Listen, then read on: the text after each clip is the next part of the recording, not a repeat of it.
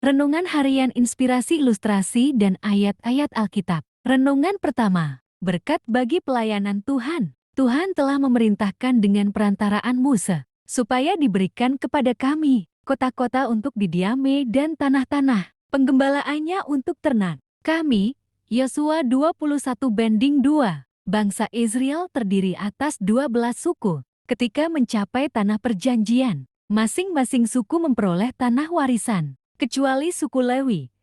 Jadi satu-satunya suku dari 12 suku di Israel yang tidak memperoleh tanah warisan adalah suku Lewi.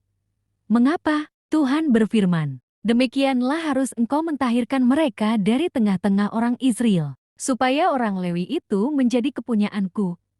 Bilangan jam 8:14. Suku Lewi tidak memperoleh tanah warisan, karena Tuhan sudah memilih dan menetapkan suku ini secara khusus untuk melayani di kemah suci atau rumah Tuhan.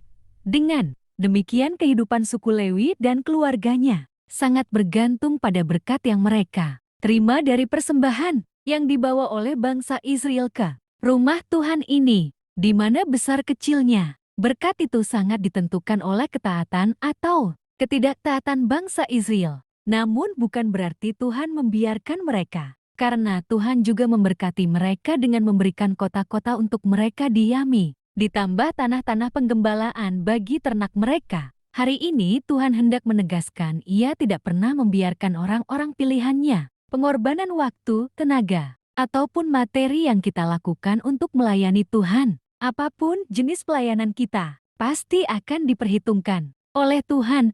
Jadi jerih payah kita untuk Tuhan itu tidak pernah sia-sia. Alkitab menyatakan, dalam tiap jerih payah ada keuntungan. Amsal 14:23.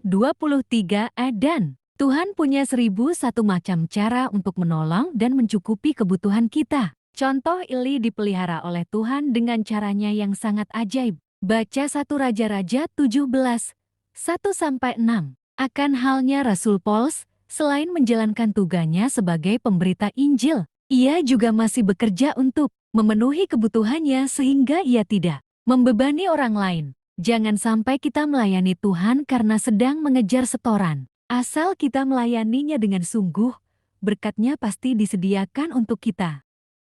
Renungan kedua, urapan Tuhan menghasilkan kuasa. Pada waktu itu beban yang ditimpakan mereka atas bahumu akan terbuang, dan kuk yang diletakkan mereka atas tengkukmu akan lenyap.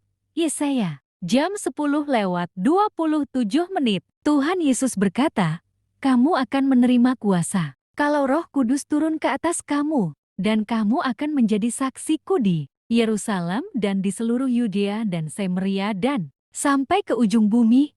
Kisah Para Rasul 1:8. Setiap anak Tuhan harus memiliki kerinduan untuk dipenuhi Roh Kudus, karena kuasa Roh Kuduslah yang mampu membebaskan semua belenggu dan kuk dalam kehidupan semua orang. Bersama Roh Kudus kita dimampukan melakukan pekerjaan-pekerjaan besarnya di atas bumi. Jika kita ingin melakukan pekerjaan yang dikehendaki Bapa, kita sangat membutuhkan urapan kuasa Roh Kudus.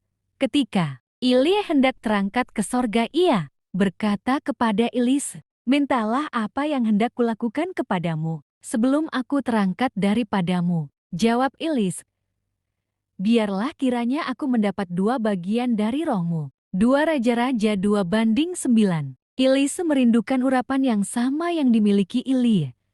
Elis sadar tanpa urapan Tuhan dia tidak akan mampu melakukan perkara-perkara besar. Urapan adalah kuasa Tuhan yang dahsyat yang sanggup mengubah hidup seseorang secara permanen dan merupakan pengalaman indah bersama Tuhan yang tak dapat terlupakan. Mari belajar dari Yesus yang penuh urapan dari sorga sehingga di setiap pelayanannya Dia selalu melakukan perbuatan-perbuatan heran dan ajaib. Urapan inilah yang menarik banyak orang datang kepadanya. Alkitab menyatakan tentang Yesus dari Nazaret, bagaimana Allah mengurapi dia dengan Roh Kudus dan kuat kuasa. Dia yang berjalan berkeliling sambil berbuat baik dan menyembuhkan semua orang yang dikuasai iblis, sebab Allah menyertai dia.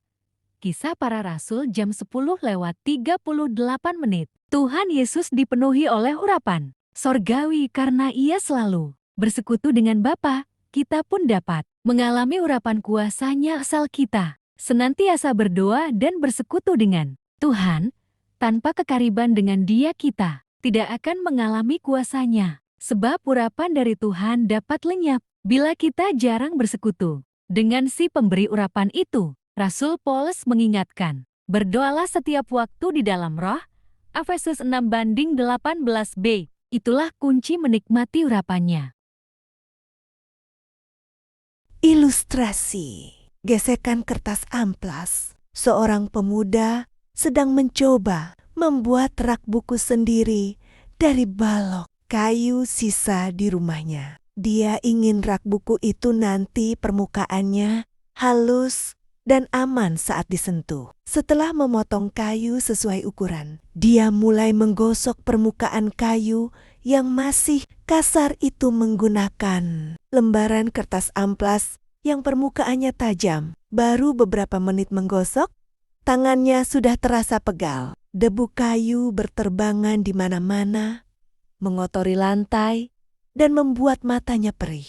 Ketika dia melihat hasil gosokannya, kayu itu malah terlihat penuh goresan halus dan warnanya jadi kusam. Pemuda ini sempat kesal dan berniat berhenti karena mengira kertas amplas itu justru merusak kayunya. Kebetulan seorang tetangganya yang bekerja sebagai tukang kayu lewat dan melihat pekerjaan tersebut. Pemuda itu lalu mengeluhkan permukaan kayu yang sekarang malah penuh goresan. Tetangganya tersenyum dan menjelaskan cara kerjanya. Goresan dan debu itu tanda kalau kertas amplasnya sedang bekerja membuang serat kayu yang tajam dan tidak rata. Proses ini memang bikin kotor dan pegal. Nanti setelah bagian yang kasar ini habis digosok, kamu tinggal pakai kertas amplas yang lebih halus untuk sentuhan akhir. Kalau kamu berhenti sekarang karena tidak tahan dengan debu dan gesekannya, kayunya akan tetap kasar dan bisa melukai tanganmu nanti. Pemuda itu akhirnya paham. Dia melanjutkan pekerjaannya dengan sabar, melewati proses yang berdebu itu sampai selesai. Benar saja, setelah dilapisi amplas halus di akhir, permukaan kayu itu berubah menjadi sangat mulus dan aman digunakan. Proses pendewasaan karakter kita seringkali mirip dengan gesekan kertas amplas ini. Saat kita menghadapi kritik, teguran, atau situasi sulit yang tidak menyenangkan, ego kita seringkali merasa tergores dan sakit. Kita cenderung ingin menghindar atau protes karena merasa keadaan tersebut merugikan hidup kita. Padahal gesekan hidup yang terasa melelahkan itu sengaja diizinkan untuk membuang sifat-sifat buruk kita yang masih tajam, seperti kesombongan, keegoisan, atau sifat keras kepala. Rasa tidak nyaman dan tantangan yang kita hadapi adalah bagian dari proses pembentukan. Dengan menjalani proses tersebut dengan sabar dan hati yang terbuka, karakter kita perlahan-lahan akan dibersihkan dan diubah menjadi pribadi yang lebih matang, kuat, dan berguna bagi sesama. Besi menajamkan besi, orang menajamkan sesamanya. Amsal 27:17.